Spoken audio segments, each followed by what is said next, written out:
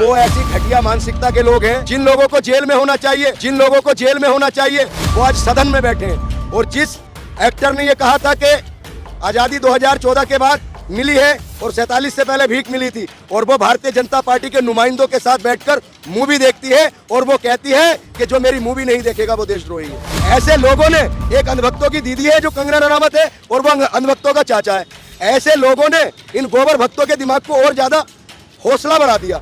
ये गलत को गलत नहीं कहेंगे। देश के अंदर एक दो तरीके का माहौल बन गया है। जो बीजेपी से जुड़े हुए लोग हैं वो ना उनके घर ईडी जाती है, ना उनके पीछे सीबीआई लगती है, ना वो जेल में जाते हैं, और वो भड़काऊ भाषण दे तब भी बच जाते हैं। और अब आ जाइए विपक्ष, चाहे वो विपक्ष किसी भी पार्टी का हो, समाजवादी हो, आम आदमी पार्टी हो, कांग्रेस पार्टी हो, बहुजन समाज पार्टी हो, शिवसेना हो, जितने भी बीजेपी के एनडीए से अलग के दल हैं, उनके घर 8वें दिन सीबीआई जाती है, ईडी जाती है, उनको जेलों में डाल दिया। हम 2 करोड़ नौकरियां भी पूछेंगे, अच्छे दिन भी पूछेंगे, अच्छी शिक्षा के लिए भी पूछेंगे, रोजगार के लिए भी पूछेंगे, और जो 100 स्मार्ट सिटी बनी थी उसके लिए भी पूछेंगे, जो इन्होंने एम्स बनाने का वादा किया था हम उसके लिए भी पूछेंगे। आज तक अडानी के घर सीबीआई क्यों नहीं पहुंची, ईडी क्यों नहीं पहुंची, इसका जवाब कोई भारतीय जनता पार्टी वाला देगा? अडानी के यहाँ सीबीआई क्यों नहीं गई, ईडी क्यों नहीं गई, बताइए? 300 किलो आरडीएक्स पुलवामा में हमारे जवान शहीद हुए थे, उसकी सीबीआई जांच क्यों नहीं हुई? उसके दोषियों को क्यों नहीं पकड़ा गया? वो मानते हैं कि मंदिर बीजेपी ने बनवाया, तो फिर आजम खान को भी बीजेपी ने जेल में भेजा होगा, मनीष सिसोदिया को भी बीजेपी ने जेल में भेजा होगा, संजय सिंह को भी बीजेपी ने जेल में भेजा होगा। क्योंकि अगर वो लोग मानते हैं कि मंदिर न्यायालय ने नहीं बीजेपी ने बनाया है, बीजेपी की वजह से बना है, तो ये जो लोग जनता की आवाज उठाते हैं, उन्होंने शिक्षा के मंदिर दिए हैं, तो इनको भी जेल बीजेपी ने ही भेजा है। देखिए, इन अंधभक्तों को ना मूवी में ही हकीकत दिखती है, इन्हें फिल्मों में इतिहास नजर आता है।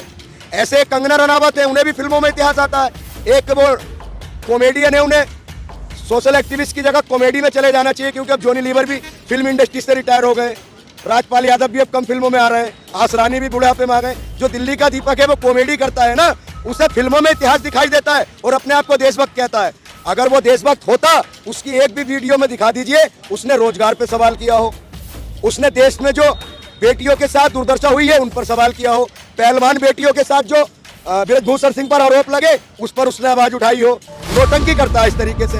अरे उसे देश के लिए आवाज उठानी चाहिए, वो फिल्मों में चला जाए, मुंबई कॉमेडी करेगा तो 4 पैसे कमाएगा। 2 करोड़ नौकरियां प्रतिवर्ष देने की बात हुई थी, अभी तक नहीं दी। अच्छी शिक्षा है, अच्छा स्वास्थ्य है, और बहुत से बच्चों की पढ़ाई के लिए, डिग्रियां कराने के लिए, शादी ब्याह के लिए। हमें सही और गलत में फर्क करना है, सही को हम सही कहेंगे और गलत को हम गलत कहेंगे। एक तो ये भाईचारा खा के घोटाला कर दिया, दूसरा इन्होंने बुद्धि का बहुत बड़ा घोटाला कर दिया है।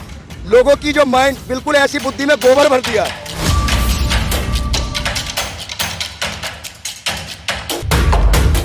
आज मौजूद हूँ गाजियाबाद के इलाके में।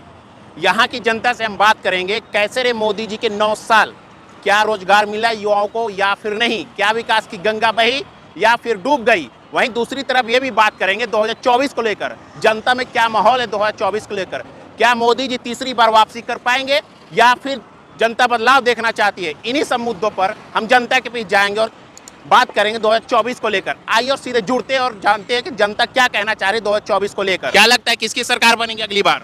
देखिए, इस बार बदलाव होगा। जनता जो है बहुत परेशान है, जनता बदलाव चाहती है। मोदी सरकार हर तरीके से हर वादे में फेल हुई है, चाहे वो नौकरियां देने का वादा हो, चाहे रोजगार का वादा हो, चाहे काला धन लाने का वादा हो, चाहे स्मार्ट सिटी बनाने का वादा हो।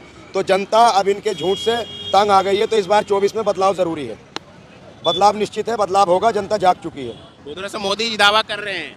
देखिए, दावा तो हर पार्टी करती है, दावा तो रामदास अठावले जी की पार्टी है, वो भी दावा करेगी कि मैं प्रधानमंत्री बनूं। तो देखिए, लोकतंत्र में हर व्यक्ति दावा कर सकता है, लेकिन इस बार जनता ने देखिए 2 बार पूर्ण बहुमत से सरकार दी। 2024 में मोदी जी को 2014 में पूर्ण बहुमत दिया, उसके बाद 2019 में बहुमत दिया। लेकिन जो जनता को आस थी, जो जनता को उम्मीद थी कि हमारे लिए अच्छा होगा और बहुत अच्छा होगा, जैसे मोदी जी ने सपने दिखाए थे, वादे किए थे, उन वादों पर खरे नहीं उतरे। इसलिए जनता इस बार 2024 में मोदी जी को मौका नहीं देगी। मोदी जी का दावा है 9 साल बेमिसाल नहीं रहे क्या? देखिए सर, 9 साल बेमिसाल कहाँ रहे, आप मुझे बता दीजिए। 2 करोड़ नौकरियां प्रतिवर्ष देने की बात हुई थी, अभी तक नहीं दी। 9 साढ़े 9 साल हो गए, 19 करोड़ नौकरियां हो गई इस हिसाब से। तो 19 करोड़ नौकरियां अगर मिली होती तो आज रोजगार, जो युवा है आज बेरोजगार नहीं होता।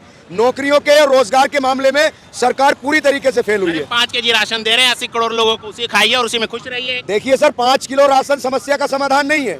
क्या बताइए 5 किलो राशन से इंसान अपना जीवन व्यतीत कर सकता है? चलो खाने से हटके भी बहुत सी चीज़ें होती हैं, अच्छी शिक्षा है, अच्छा स्वास्थ्य है, और बहुत से बच्चों की पढ़ाई के लिए, डिग्रियां कराने के लिए, शादी ब्याह के लिए, और बहुत सी रोज़मर्रा की ज़रूरतें होती हैं। तो 5 किलो राशन देखिए, अगर वो दे रहे हैं तो कोई एहसान में नहीं दे रहे, वो उनका दायित्व है।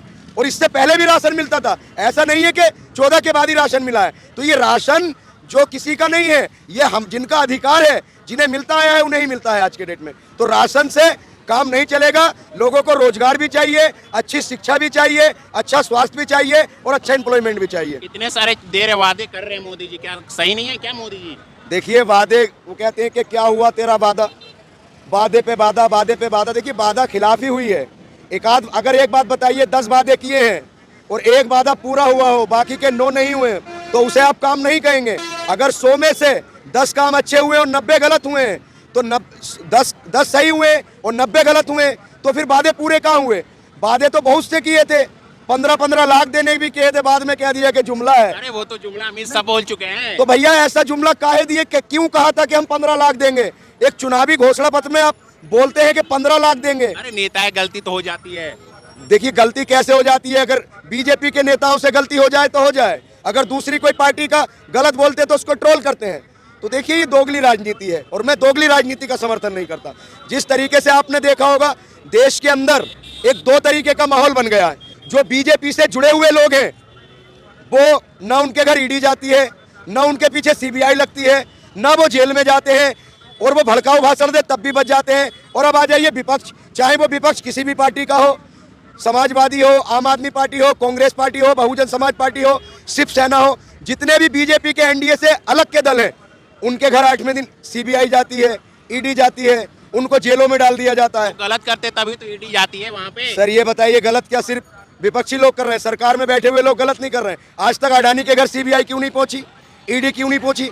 इसका जवाब कोई भारतीय जनता पार्टी वाला देगा? अडानी के यहाँ सीबीआई क्यों नहीं गई, ईडी क्यों नहीं गई? बताइए।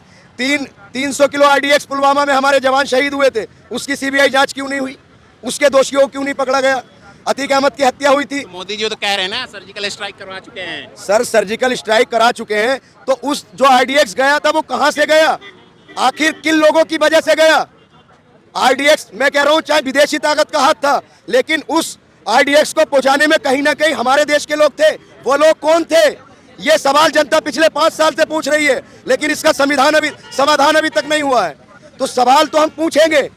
देखिए सवाल जब तक हल नहीं होगा तब तक हम पूछते रहेंगे। हम 2 करोड़ नौकरियां भी पूछेंगे, अच्छे दिन भी पूछेंगे, अच्छी शिक्षा के लिए भी पूछेंगे, रोजगार के लिए भी पूछेंगे, और जो सो स्मार्ट सिटी बनी थी उसके लिए भी पूछेंगे, जो इन्होंने एम्स बनाने का वायदा किया था हम उसके लिए भी पूछेंगे। अरे बोल तो लोग रहे हैं कि एम्स बन गए, कई सारे एम्स बन गए। सर कहाँ बन गए बताइए? 1-2 बने हो तो सर उसका प्रमाण दिखा दीजिए। हम तो आपके चैनल के माध्यम से कह रहे हैं, कोई भी भारतीय जनता पार्टी का नेता या उसका समर्थक हमें कोई प्रमाण दिखाए कि ये एम्स बने हैं, ये आईआईटी बनी है, ये पॉलिटेक्निक बनी है, ये बड़ी बड़ी यूनिवर्सिटी बनी है। चलो जेवर एयरपोर्ट बना है, अच्छी बात है, हम क्रेडिट दे रहे हैं। एनएचआई में काम हुआ है, उसका क्रेडिट दे रहे हैं। जो काम हुआ है, देखिए हम सही को सही कहने वाले हैं। हम भारत की आवाम है, अगर हमें सही और गलत में फर्क नहीं दिखेगा तो यह देश का दुर्भाग्य है। हमें सही और गलत में फर्क करना है, सही को हम सही कहेंगे और गलत को हम गलत कहेंगे। लेकिन इस भारतीय जनता पार्टी जब से सरकार बनी है, इन्होंने 3 घोटाले किए हैं। एक तो ये भाईचारा खा के घोटाला कर दिया, दूसरा इन्होंने बुद्धि का बहुत बड़ा घोटाला कर दिया है।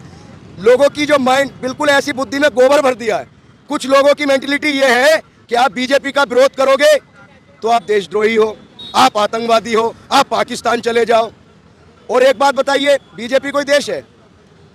और एक नया लॉजिक है, जो भारतीय जनता पार्टी से जुड़ा हुआ है वही असली हिंदू है। जो भारतीय जनता पार्टी की गलत नीति का विरोध करेगा वो हिंदू नहीं है, वो देशद्रोही है। एक बात बताइए, कोई बीजेपी ने धर्म का ठेका ले रखा है? जो बीजेपी में वोट नहीं करेगा, बीजेपी को सपोर्ट नहीं करेगा, लोग तो यही कह रहे हैं ना, हम उनको लाएंगे जो राम को लाए हैं। देखिए मैं कई बार कह चुका हूं, ये लोग राम को नहीं लाए, राम तो अजर और अमर है। ये राम जी का नाम इस्तेमाल कर कर सत्ता में आए हैं। देखिए अगर आप अच्छे हैं, आपने विकास किया है, आपने नौकरियां दी हैं, तो आप अपने काम पर वोट मांगिए। राम जी के नाम पर वोट क्यों मांग रहे हो? काम पर वोट मांगिए। आप कह रहे हो कि नौकरियां बहुत दी हैं, तो नौकरियों के नाम पे वोट मांगिए। आप कह रहे हैं कि डेवलपमेंट अच्छा हुआ, उसके नाम पर वोट मांगिए। देखिए कहावत है, जब इंसान फेल हो जाता है पूरी तरीके से तो वो धर्म का सहारा लेता है। देखिए राजनीति को और धर्म को हमें जोड़ना नहीं चाहिए। हमारे देश का एक नया सिद्धांत बना दिया 2014 के बाद से कि बीजेपी ही देश है। भारतीय जनता पार्टी ही देश है और मोदी जी ही देश है। ऐसा नहीं है, मोदी जी एक व्यक्ति है। लोग बोल रहे हैं 2014 से पहले लोग गुलाम थे, 2014 के बाद आजादी मिली है। कहाँ देखिए है? वो ऐसी घटिया मानसिकता के लोग हैं, उन लोगों को जिन्हें जेल में होना चाहिए, मैं फिर आपके चैनल के माध्यम से कहूंगा, जिन लोगों को जेल में होना चाहिए वो आज सदन में बैठे हैं। और जिस एक्टर ने ये कहा था कि आज़ादी 2014 के बाद मिली है और 47 से पहले भीख मिली थी, और वो भारतीय जनता पार्टी के नुमाइंदों के साथ बैठकर मूवी देखती है और वो कहती है कि जो मेरी मूवी नहीं देखेगा वो देशद्रोही है। तो देखिए मूवी, जाइए देखिए उनकी। हम क्यों देखेंगे? हम उनकी मूवी देखेंगे तभी देखिए इन अंधभक्तों को ना मूवी में ही हकीकत दिखती है, इन्हें फिल्मों में इतिहास नजर आता है।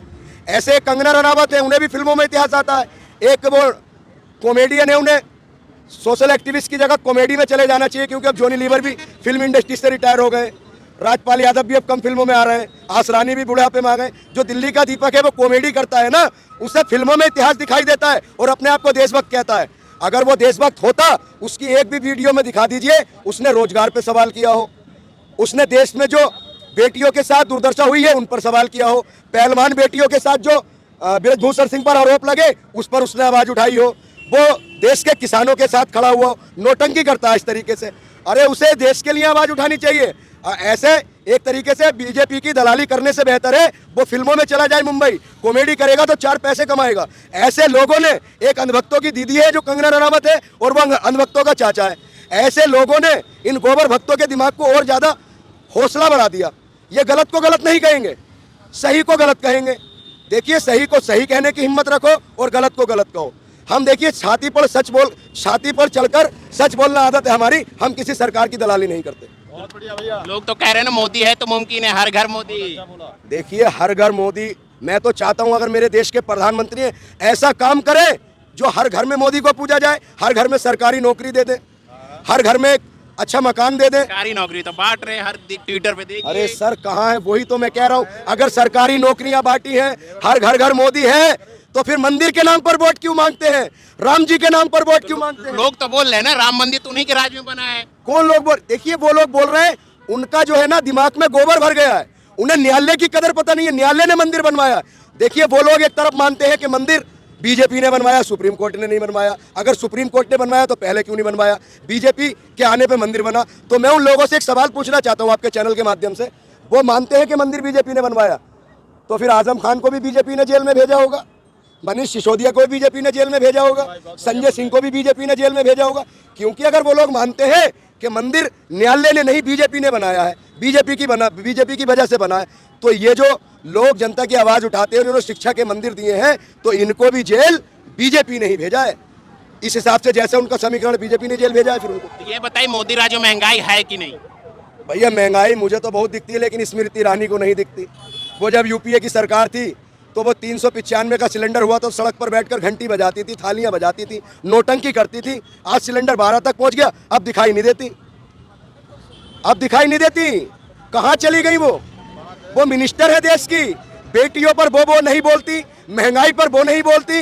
विपक्षियों को, जब वो विपक्ष में थी, कांग्रेस की सरकार थी, चूड़ियां भेजने वाली थी, सब्जियां भेजने वाली थी, आज वो नहीं बोल रही। सिलेंडर 1200 तक पहुंच गया, 200 रुपए कम हो गए, तो उसमें खुश रही उसी में। भैया चुनाव का समय, आपने जैसे कहा कि 15 लाख का जुमला था, तो ये 200 रुपए का भी जुमला है। अब 200 कम किए, चुनाव जीतकर 400 बढ़ा देंगे, तो लोड तो जनता पर ही पड़ेगा।